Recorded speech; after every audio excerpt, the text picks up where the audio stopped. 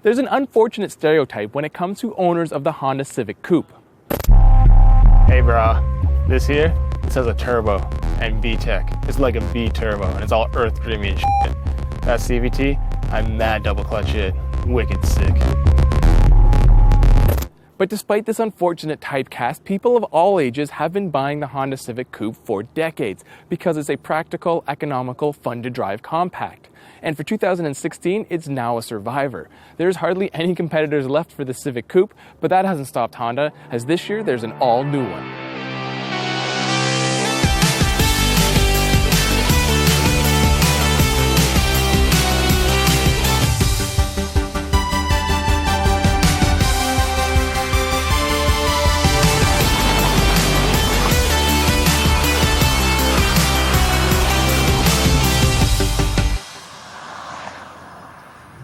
Love it or leave it, the styling that debuted in the new Civic sedan is here in the Coupe as well.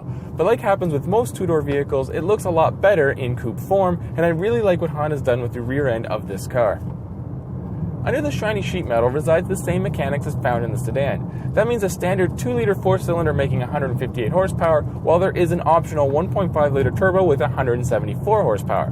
Now, only the base Coupe can be had with a 6-speed manual, while every other trim needs a CVT. Now, before you furiously begin typing in the comment box below about how you'll never buy a Honda Civic Coupe because it has a CVT, bam! What's this? A manual transmission hooked up to the turbocharged engine? Why yes it is. Now, this is just a prototype, but the sedan, coupe, and hatchback will get a manual turbo option sometime in the future. Alright, I hear ya. Enough about specs, Mike. Tell us how it drives. So on to that.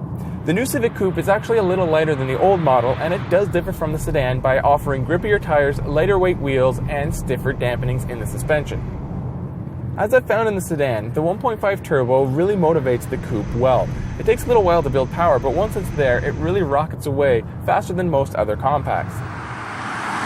The CVT gets the most out of the engine's power, but it kind of sucks out some of the fun. But like I said earlier, a manual is on the way. And despite the turbocharged Civic's power, it still is rated to get 31 miles per gallon in the city and 41 on the highway. Now, of course, if you're trying to audition to replace Ryan Gosling in the next edition of Drive, you won't get that kind of mileage. Steering feel in the Coupe I find to be a little bit better than I found in the sedan, and that has to do with the grippier tires and less unsprung weight. Handling as well I find a bit better in the Coupe, and again that has a lot to do with the grippier tires and the stiffer suspension. And while we're speaking of suspension, ride comfort in the Civic Coupe is actually quite good.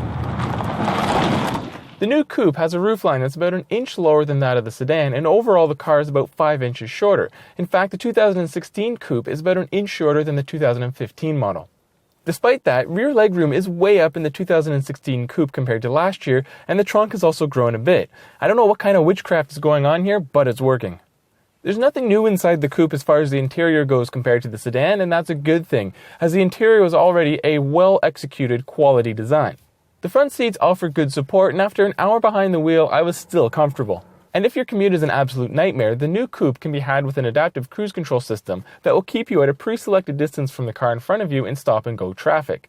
And if you don't have a touring model like this car, it still comes with brake hold that will automatically hold your brakes during soul-sucking rush hour traffic.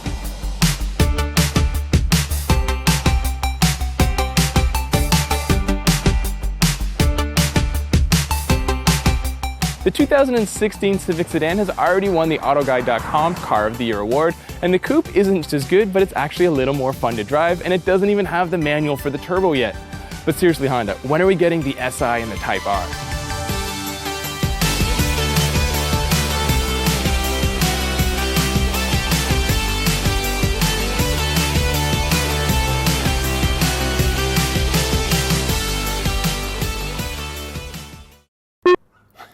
Forgot what I was supposed to say.